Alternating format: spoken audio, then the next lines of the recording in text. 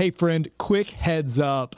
We actually recorded this episode with Corey prior to the rebrand to the Restoration Group podcast. So this entire episode is in the Combos with Clay brand and format, but the content was so good. The convo is great.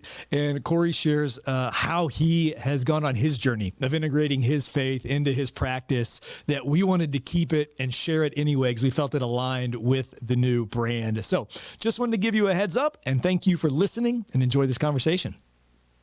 Hello and welcome to the next episode of Combos with Clay. I am your host, Clay Steves, and I deeply believe that all development begins with awareness. And the journey to that awareness, it does happen best in conversation. First and foremost, in conversation with God, followed by conversations with others who are on the same journey. That is the odyssey that I am on, and this podcast, it's an invitation for you to join me on the journey. So welcome to the conversation. And today, today's special. So for those of you who are watching on the video, look out my window with me right here. I am currently on the 41st floor of the Hilton Hotel in downtown Sydney, Australia. That's right, we are down under.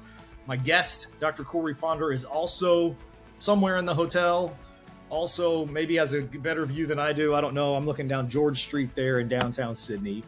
But Dr. Ponder and I have been in Australia for the last, Corey, I don't know. It feels like a lifetime. How long have we been here? 17 years. Is that why our beards look so gray? Is that we've been here 17 years? We've been here 17 years, apparently. No, we've been here for 10 or 11 days. 9 days? 9, 10, 11. I know there's sometimes you get one day was 2 days, and then on the back end, 2 days will be 1 day. So I think it'll average out to about 11 days. Yeah, we skipped a day, and then today we're going to do twice because it's a Tuesday, and we're going to get on a plane today. And when we land tomorrow, it will still be Tuesday. I haven't got my head around that yet. So this is a unique episode because number one, Dr. Corey Ponder joining the conversation today is a longtime client of one of our companies, Habakkuk. Far beyond being a client and a champion of one of our companies, Corey is a dear friend and a brother. And so I just want to let all of you know you're in for a special treat to have some time with Corey today.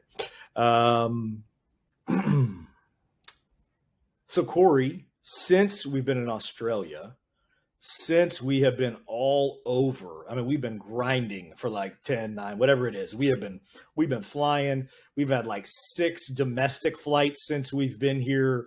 We've had eight operating theaters you've been into with 7 different surgeons and 5 different hospitals. You hosted a lab. You spoke at a symposium, all kinds of stuff. I'm going to do a little just like rapid fire quiz that you got to just answer, okay? Instinct on your time in Australia, okay? So I won't make you pick like a favorite, new friend and all those things. I won't do that to you. But rapid fire questions, because we know it's Dr. Barre. But so don't tell anybody else that. I'm just kidding. Okay. So favorite Australian city you've been to: Melbourne, Sydney, or Brisbane? Melbourne. Okay. Favorite Melbourne. Was it because it was first? Probably first. The first impression kind of stuck in, and it was maybe because I spent 2 hours in Sydney, and I was kind of upset that I had to fly to Melbourne. So I got mad at Sydney after a 19-hour flight or whatever. I love it. No, I think it's. I say Melbourne because you said whatever comes to my mind, but yep. I think maybe I say that because it was the first, because it was. We spent time with 3 physicians there, so I had the most interaction there. City-wise, to be honest, because we spent more time on the ground and exploring the city, Sydney has been pretty magical. Yeah. We've been able to go to the harbor and see the Opera House and go on a ferry. So Sydney's pretty special too. They're all special. So Brisbane was nice too. Okay, all right. I shouldn't have asked a follow-up question because you just now said every city you went to. This is for your vote. For your vote. Right. Okay. Favorite Australian creature that you got to see: the wombat, the kangaroo, which you pet, or a koala? The koala for sure. It was so awesome. Furry beast of just laziness, just embodied beauty and laziness. Yeah, that's our random fact for you. Listeners, don't let this be the only thing you take from this episode, but we learned they sleep 18 to 20 hours a day. 18 to 20 hours a day. And that's because the eucalyptus leaves they eat doesn't provide them enough, sustenance, vitamins, minerals? Nutrition. I don't know. Nutrition. There's energy. Nutrition. Yeah, that sounds okay. This is why he's him and I'm me. Good, sir. So let's use the nutritional energy caveat to pivot to some more of our times. How about some of our medical time that we had in Australia? Actually, I didn't do this at the start. We're just totally out of order in this episode, and I love it. That's what's fantastic about it. I'm going to do two things. Number one, I'm going to read the normal bio I would read about a guest. So this is the one that we have for Dr. Ponder as kind of the formal bio. He's chuckling. And then I'm also going to read a bio that they created for him locally before we got here. Okay. So Corey, you just got to be patient. This is for the listeners. I'm going to read it out. Okay. So Dr. Ponder is an accomplished orthopedic surgeon with SSM Health Bone and Joint in Oklahoma City, Oklahoma. Dr. Ponder's completed more than 5,000 robotic-assisted total joint replacements. His practice offers both surgical and non-surgical solutions for orthopedic problems, but he focuses on robotic-assisted total knee replacement, robotic-assisted total hip replacement, and revision total hip and total knee replacements. An expert in his field, Dr. Ponder is core faculty of 2 industry-leading robotic-assisted platforms. Dr. Ponder teaches others in his field how to leverage these technologies in order to create the best possible patient outcomes. And he's also involved in ongoing research for improvements in patient care. He has been recognized as a top doctor by Castle Connolly and as a recipient of the top global 10, which is titanium nitride 10, Total Knee Arthroplasty Surgeon Award. His philosophy is to use the gifts God has given him to help those struggling with hip and knee arthritis and to work with each patient to tailor treatment to their unique needs. He's motivated every day to use the talents God gave him to help others regain the strength and independence that will make their lives better. So that's my formal intro. Dr. Ponder, welcome to the conversation. Glad to be here. Yeah, brother. Okay. Glad to be here. Okay. Everything I read right there is true. Yes? Yes. Okay. Before we came on this trip, when you were kind of like reading that bio and that was what was being presented to the local surgeons, what was your experience? What was your experience like thinking through how they were presenting you, how it was formally being shown to the local surgeons here as they kind of profiled who you were? So as part of my self-awareness journey, I know myself enough to know that I don't like bringing a lot of attention upon myself, which is why we're doing this in Sydney, Australia, because I think you pretty much are holding my boarding pass before we get on a plane this afternoon. Because doing this is bringing attention upon myself. So when I read it, it made me uncomfortable actually. That I kind of in the brochure. Me coming over for the tech symposium, it kind of highlights me as the international superstar, like, Austin Powers, International Man of Mystery. So, it's like I kind of felt this burden upon myself to be like the representative for all that is the United States arena as it relates to total hip and total knee, which obviously I'm not. So those kind of feelings and emotions came upon me. And then kind of a duty to that to make sure that I don't come off as the arrogant know-it-all American that's going to tell all the Aussies they don't know what they're doing, because I'm not that guy. And at the same time, wanted to make sure that they had enough knowledge of my experience to at least feel confident and comfortable to be able to ask me questions about things to help in their own patients help with their own patients as it relates to the technologies that you discussed on the intro. So all those things kind of came to my mind of how to make all that go. And I think for me, like most things I do in life, I kind of fell back on, you know what, God's put me here for a reason. I'm just going to lean into that, and what happens will be His will. So I think as long as we all do that and have that self-awareness, we're able to come out successful no matter what, even if it's not what we planned or what God intended.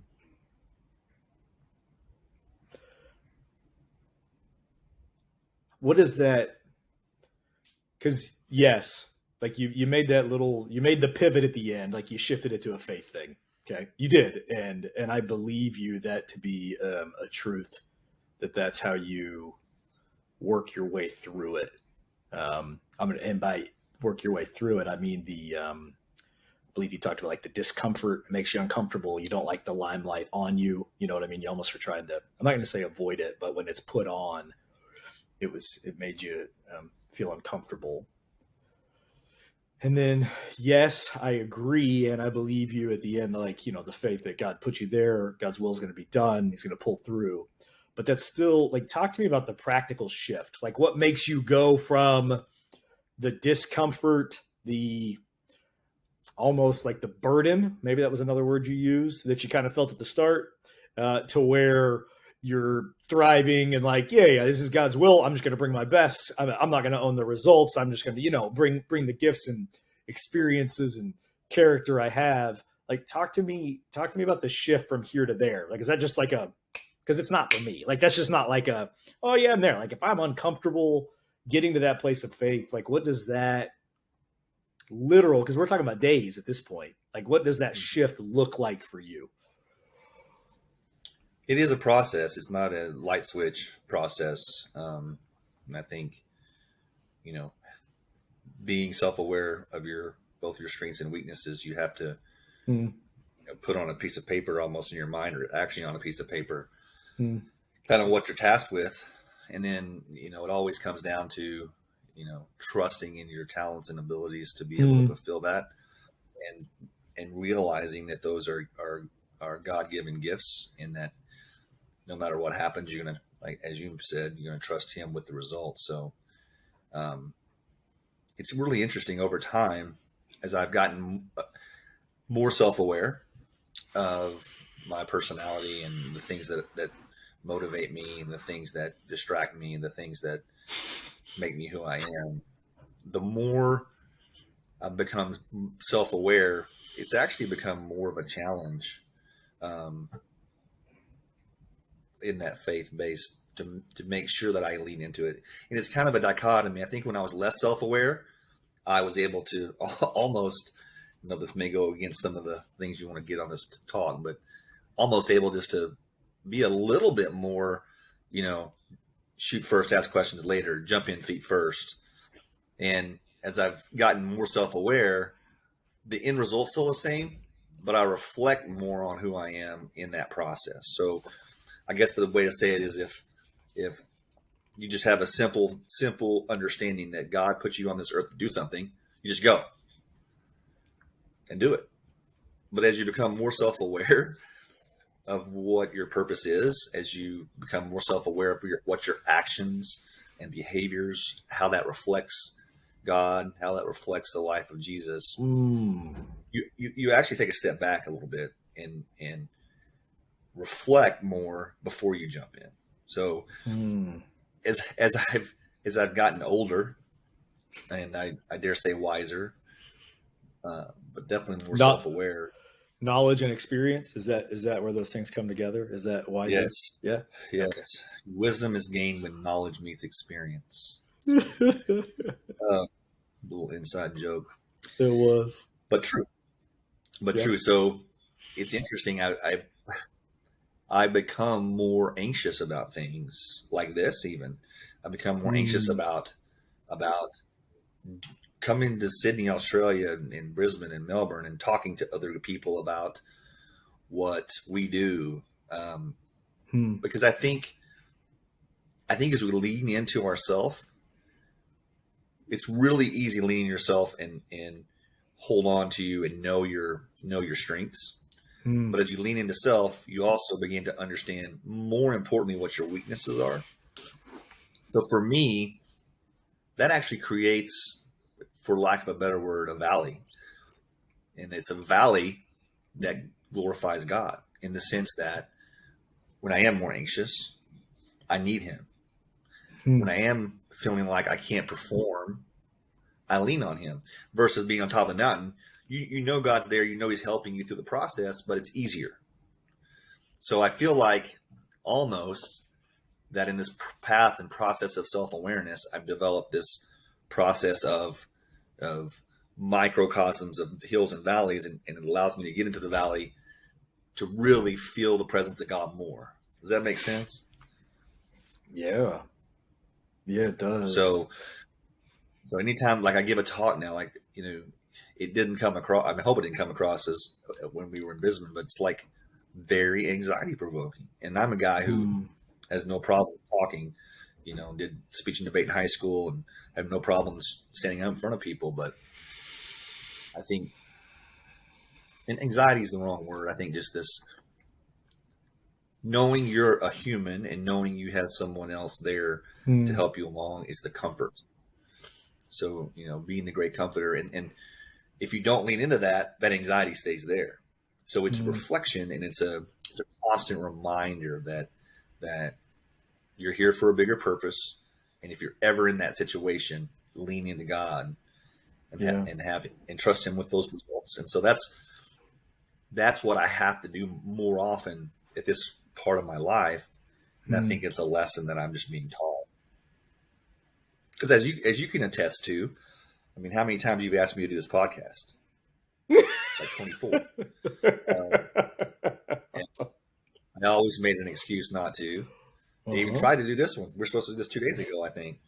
But I listened to my own advice, leaned in, and said, I can't say anything more stupid than I do on a daily basis. It's just going to be forever recorded in the annals of history. So, which doesn't bother me. So, shouldn't bother me to do this. Well, I think there was a lot of gold in that answer that I think we give mine out, Corey. I really, Kevin Penry, who's been a guest twice on the podcast and is a friend of you and I both. Kevin often talks about, the constant companion of awareness is a sense of inadequacy. And I think that goes hand in hand with what you were talking about there, because often when maybe it's younger, maybe it's when you have less awareness, I don't know. But either way, when you're kind of in that state where you shoot first, ask questions later, right? You're often less, like you said, less aware of maybe the full consequences of things. As you gain that awareness, you feel very uncomfortable on the inside. And then you can choose at that point what you do. And often I think people choose to be unaware. I shouldn't say other people. I do. I choose it. Sometimes because it just freaks me out, honestly. And when you said anxiety, it actually resonated with me on some stuff. And that's been a part of even my journey on this trip.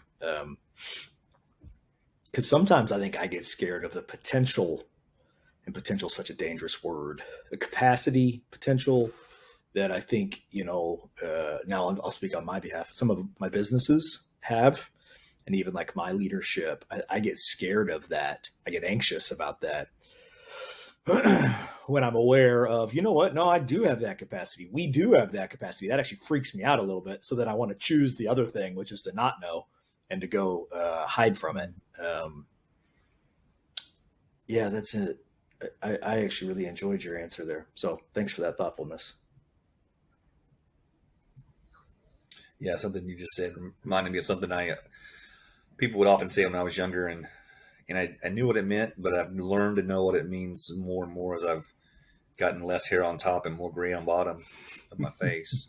Is ignorance is bliss, but it's also ignorance is ignorance, and if you don't gain self-awareness, you like you just said, you lose that ability to discern what's positive and what's negative, and it definitely is something you have to be able to come to be with. So as I've become more aware of my, like I said earlier, more of the way I tick through, I mean, frankly, through some of the tasks you've put me through with personality testing and which I'm 100% certain you just did so you can control me, but I'm just kidding. You'd have a better sense of how to deal with me, which is it's definitely a task on most people. Just ask my wife. But also, understanding the things I need to focus on to make myself better at what I do. Mm-hmm. And as I say in my profile, I really feel like my purpose on this earth is to help those people that are in need, utilizing those talents God has given me. So when I do something that helps someone, it gives me great joy knowing that I was able to do that to glorify God. And I think that's 100% a different answer than I would have had as a, high school senior or a college sophomore. I was doing what I was doing for me to be successful, to, get a good job, to, have more money than a poor kid from Southern Oklahoma. But then you realize that's not important. What's important is how do you affect the world positively to not only help others, but in that help, reflect God's healing power, reflect God's goodness, and reflect the fact that we're all here for a purpose, that we're not individuals, that we need to come together as humans to fulfill our personal goals, but in all of that to glorify God. And I think having that mentality helps you get through those long days. It helps you get through, the grind, so to speak.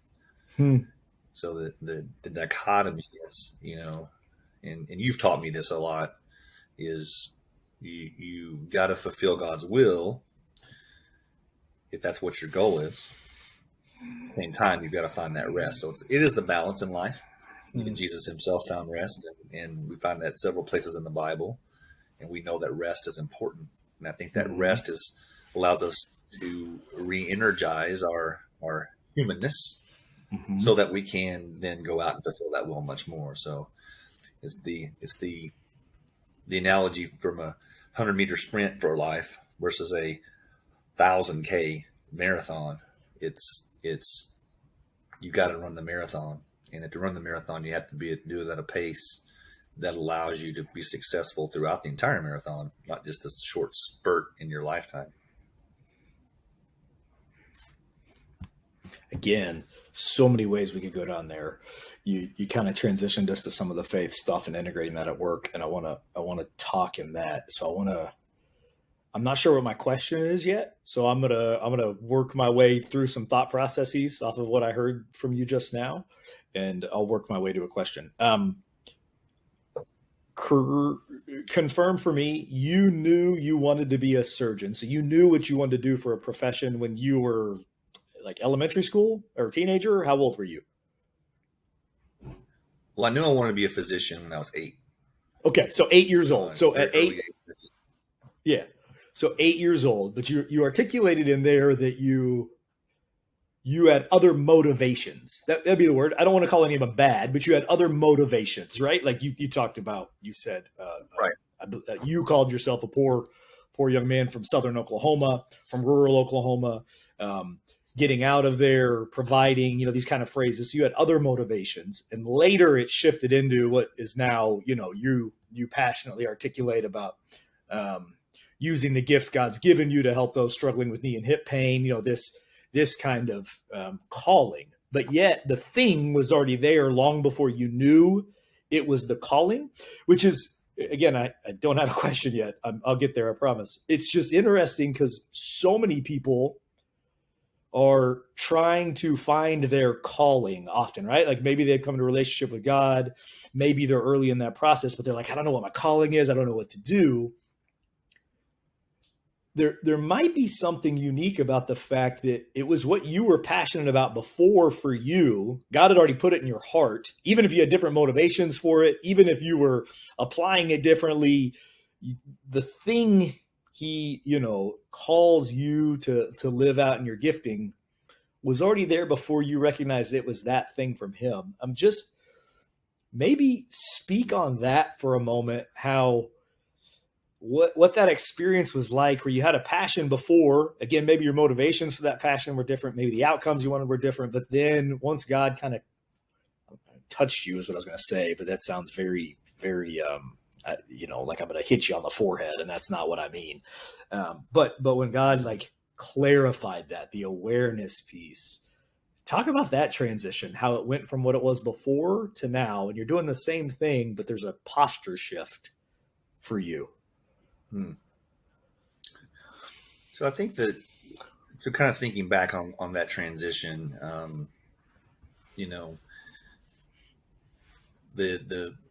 for lack of a better word, there was definitely, the heart was more material motivation, frankly, as a young child, and being able to, provide for my family, financially, in a better way.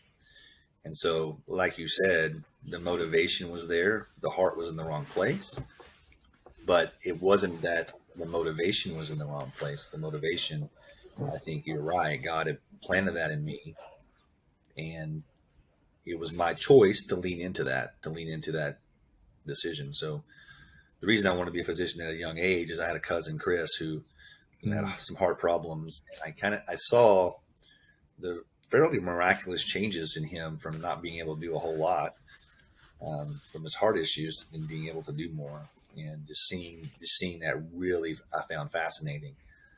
And then retrospectively, for sure, but kind of even going through it, I always kind of knew that I didn't have to study hard for tests. Things came easy in school. And so I did know that I was blessed in that way. So I knew I had the gifts and talents to do that. So I just kind of continued to lean into it. And when I went to medical school, I went to medical school to be a cardiologist for the reasons I just mentioned. And, it was about midway through my third year of medical school, I realized, this doesn't feel right.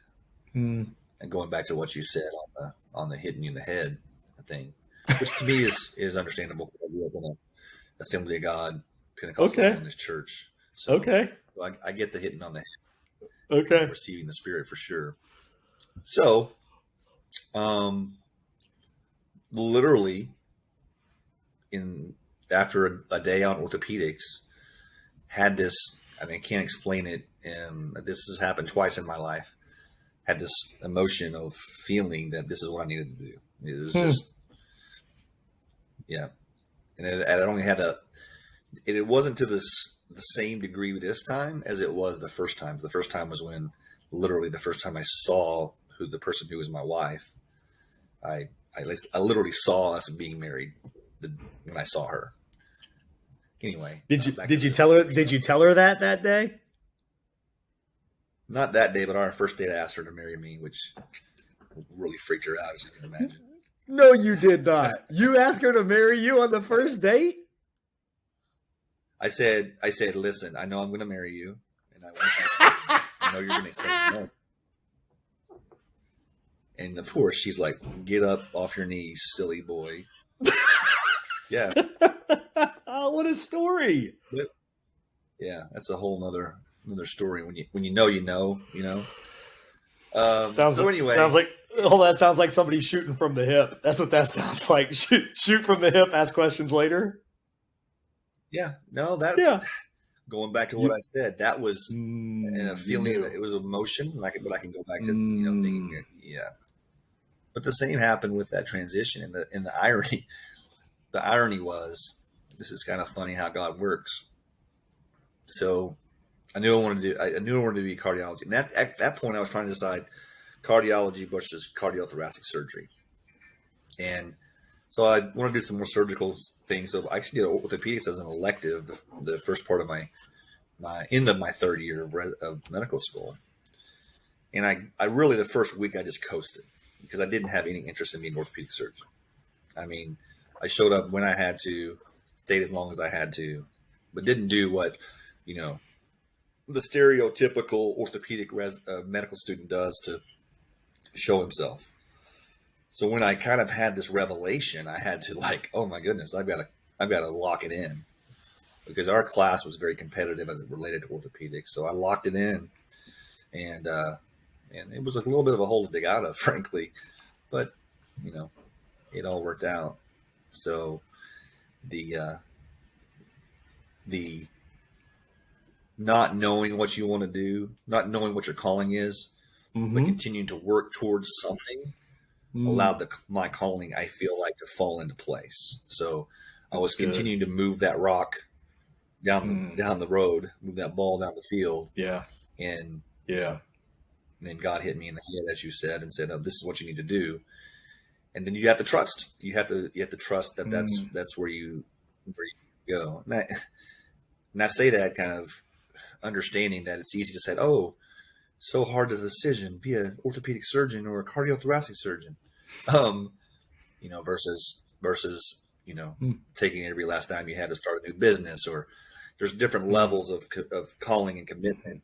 So that's kind of an aside, but in retrospect, certainly I know that calling was put upon me at that time, and I've just gone after it. And I didn't know I wanted to be an orthopedic. I knew I wanted to be an orthopedic surgeon, but I didn't know what I wanted to do. I didn't know if I wanted to be a sports guy. I didn't know if I wanted to be, so once you got into that, then it's like, what do I do? And for the same feelings and emotions that I had with becoming orthopedic surgeons, I saw the ability to change lives in a positive way when it came to joint replacement surgery. There was there's an old Sunday school song that we used to sing in the kids choir. He taught the lame to walk again, and he taught the blind to see. And so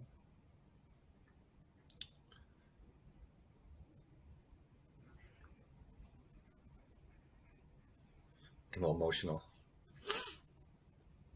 For me, that resonated. That God could use me to help the lame walk again, to fulfill His purpose. And so every day I get up, I think about that, and it gives me great joy. These are tears of joy that I have that ability to do that. It's also, it can become a burden, because it's burdened by the way of, you don't want to feel like you've gypped God. You don't want to feel like you've let Him down. You don't want to feel like you haven't used your abilities to the best of your ability. And so for me, that level of self-awareness is what I work on the most now, is where can I lean? Where do I need to go 100 miles an hour, and where do I need to step back and rest, so that God can use me over the marathon versus using me in a burst. So that's kind of where I am now in my career. If you think about my career, I'm about 14, 15 years into practice, and you can say for a healthy orthopedic practice, 25, 30 years is about kind of what most people do, and kind of midway, kind of this mid practice crisis. And so you either have to do you continue doing what you're doing? You got to reflect on what you're doing, and reflect on how your body's working to be able to do things, how you can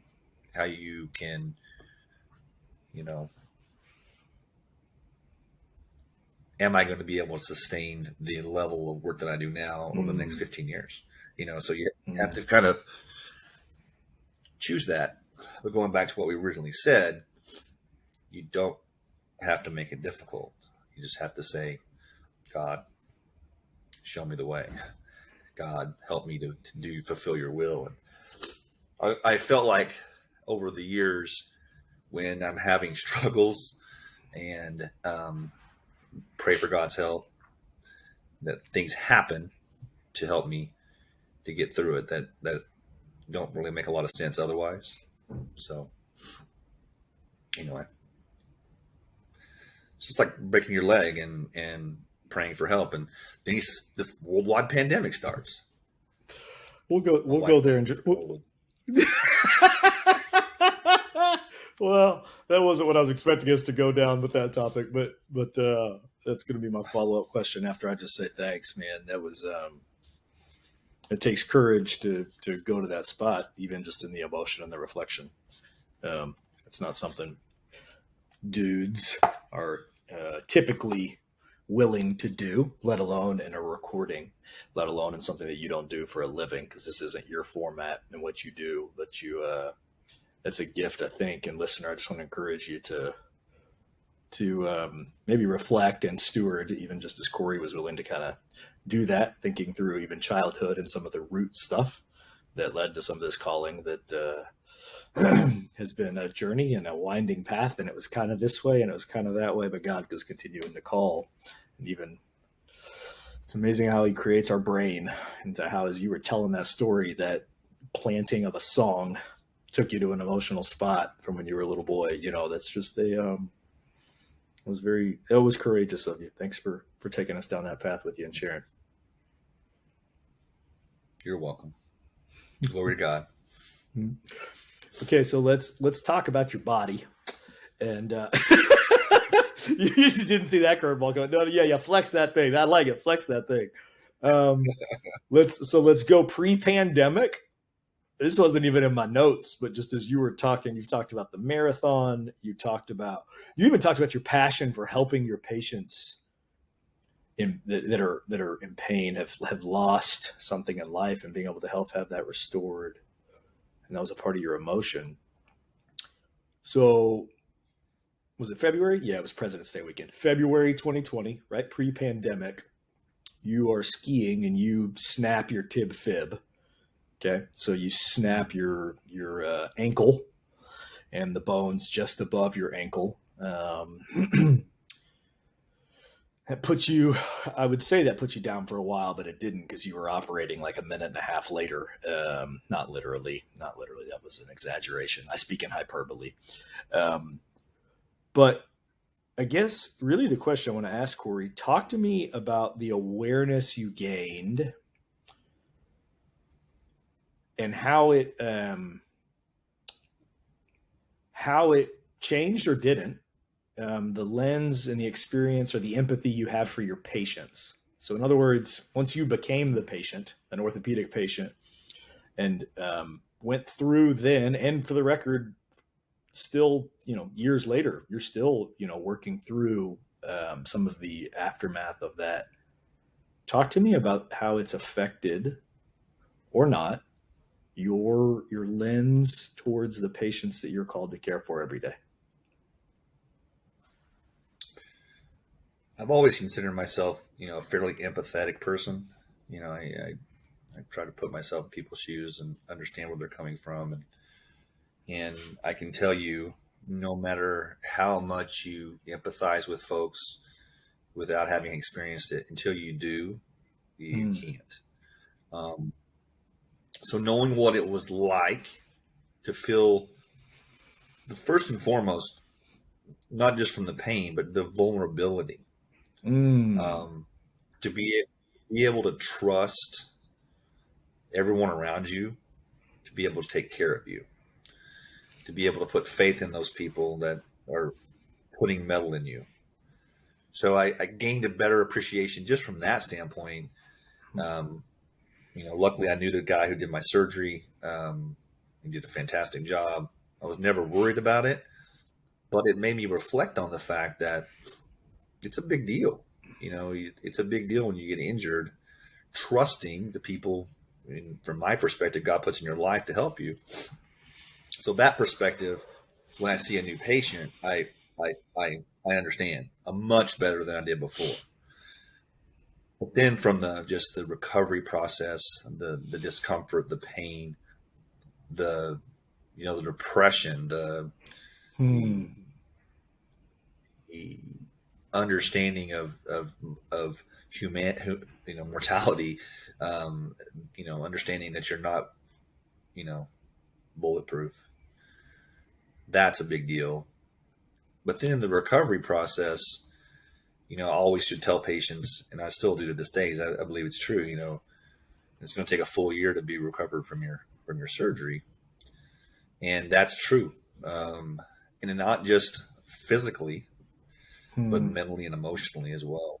Even if it's an elective surgery, I feel. So just having that perspective now has really helped me.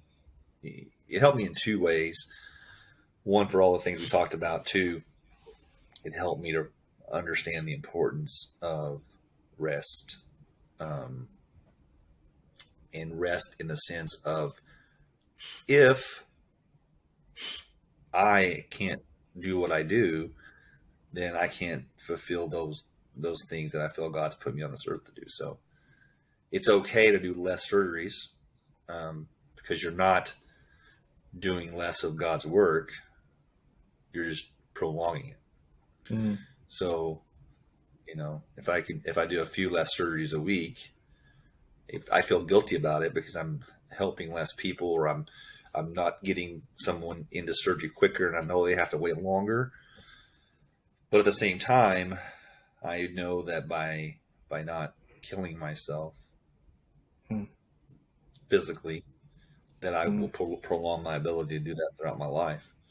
Yeah. It also allowed me, I think, and I got lucky in the sense of broke my leg, went back to surgery 8 days later, operated for 2 weeks with the help of other people, operating in a wheelchair. COVID hits, and COVID forced me to rest. Yeah. It forced me to not operate for 6 weeks, which made me realize something very important, which was, you know what? You can take some time off. And as you're aware, I've post-COVID, I've really, my wife and I and our family have been much more deliberate, intentional with taking time off and reloading, resting, whatever. And I think that's really helped me on several levels. So it took me breaking my leg to do that. Another thing that you may not know, you may know, but just to remind you, is I often say I broke my leg to save my life. And so break my leg, meet my deductible. So what are you going to do? You meet your deductible. You're going to go ahead and get all the medical stuff you can. So at the time I was 45 and go ahead and get my colonoscopy 5 years early. And guarantee you, the only reason I did it, the only reason, not that I have risk factors. Well, I do from some family history and stuff, but I met my deductible. So it's a free procedure. So it's like an Australian public hospital. It's like an Australian public hospital. Right. Exactly. So we're learning. Okay. You get the colonoscopy. Were there polyps? Is that what they found? I had one polyp. It was what the gastroenterologist called a mucinous polyp, which is very typical for a precancerous lesion. In his words, not mine, he said that if I would have waited till 50 to have a colonoscopy, then I would have had colon cancer to some level, So for all those out there, get your colonoscopy done earlier than what people say. I think they're actually backing it up to 45 now, in a family history of 40. So, so breaking my leg saved my life. Just an aside. Yeah, on an aside, that's our PSA, because that's also the most preventable of all the cancers. If we'll just catch it, if you catch it early, right? But the thing is, we just don't go look enough. And so there's a lot of evidence that if you'll just preemptively choose to go do it and look, you can catch stuff early, and it's one of the most preventable cancers, if not the most preventable one, from what I understand. Yeah. Yes. Corey, that you have traveled, you and your wife have traveled more in the last 2 years than the however many before combined. And you're also, if I can connect two things, you didn't use the word, but I feel like you kind of talked about it. Like you use reflection a lot earlier. And I think reflection is a big lead indicator of awareness, like someone who's willing to genuinely reflect, share what they're reflecting on, have combos, this kind of stuff.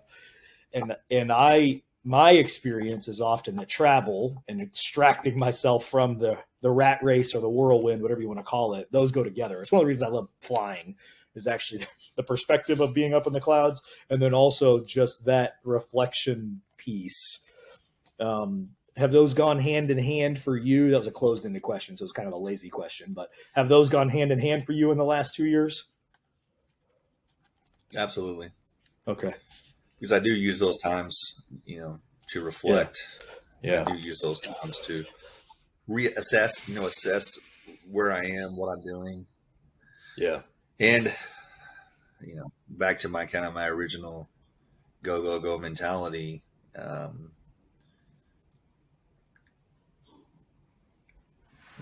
My patients tell me what I need to do.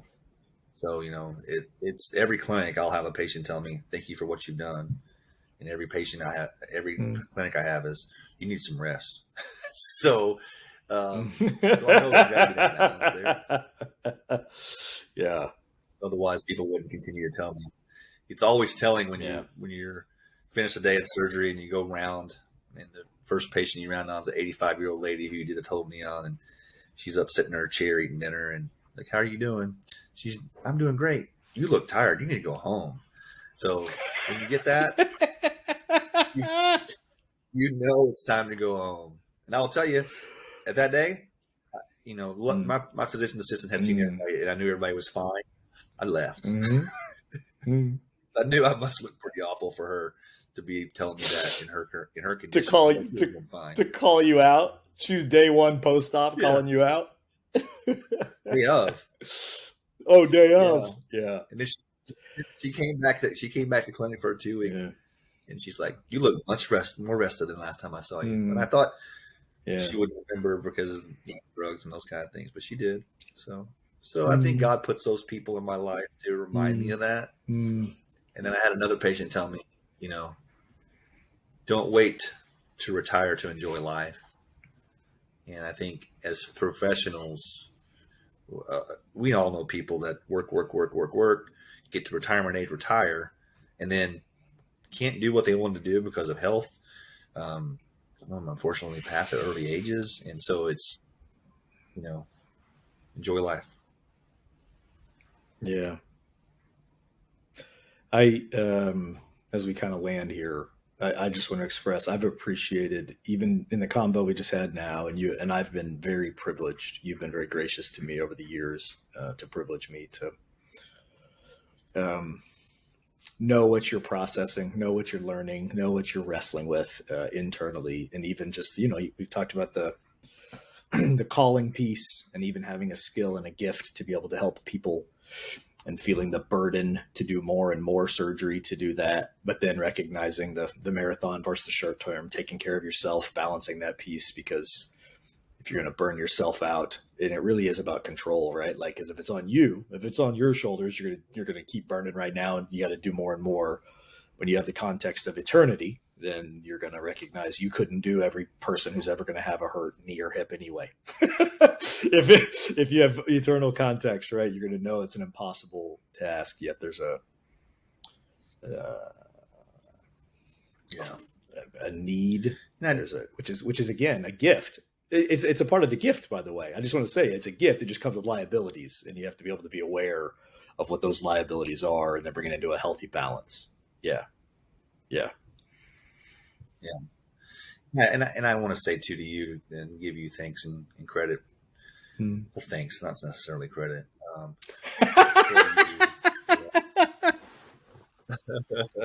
to help encourage me as a human and as a friend. You know, it's I distinctly remember, you know, we've had a few over time, some back porch combos over a glass of wine or a glass of, you know, soda pop.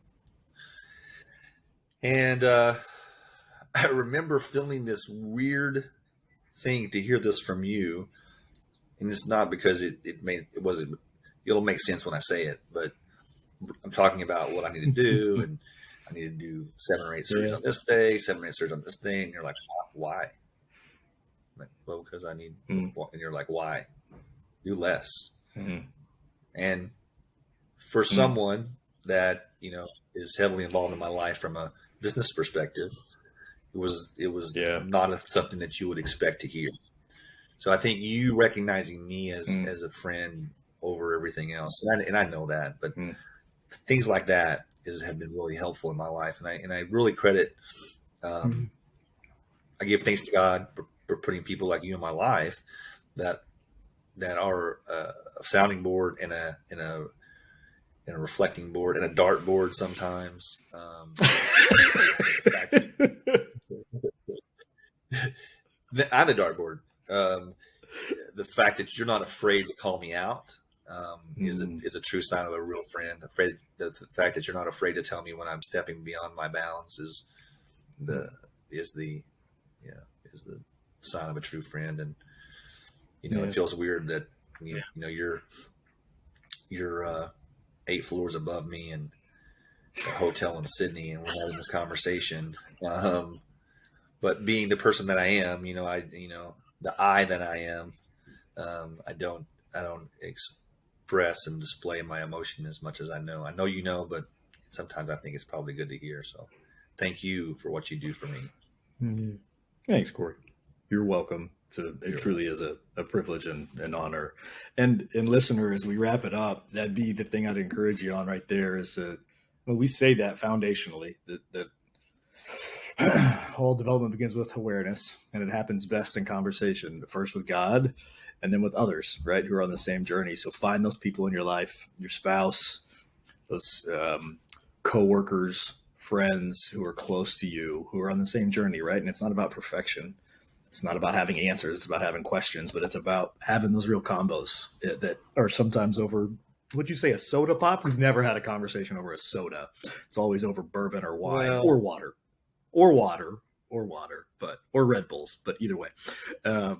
But that's what it is. And that's life. That's the journey. And it's the same way you described your path to the orthopedics, like, where it was this, and it's like leaving the West Coast, heading to the East Coast. You just start driving, right? And then you optimize and you figure out along the way, and you got to choose. I might end up in Florida or New York at some point, but you got to start driving east. And yeah, man, it's been a pleasure to do or it. You got to start. So we got to start flying east in second to end up on the West Coast of California. Oh, that's just confusing. That's how we're going to wrap today. We're going to wrap this very unique, great conversation with the fact that we're about to go backwards in time. Everybody, that's just our minds can't comprehend it. We're going to fly east. We're going to cross some arbitrary date line, and we're going to go back. We're going to be like in a DeLorean, Back to the Future. Boom. Boom. Boom. Corey, thanks, man. It's been a gift. You're welcome, brother. Love you. All right, unit friends. Thank you for joining us today. And Corey, as always, keep the conversation going. Take care, everybody. Thanks for tuning into our show. If you want to learn more about how you can integrate your faith into your business, download our integrated business guide for free by clicking the link in the show notes below. Thanks again for joining us, and we'll see you next time.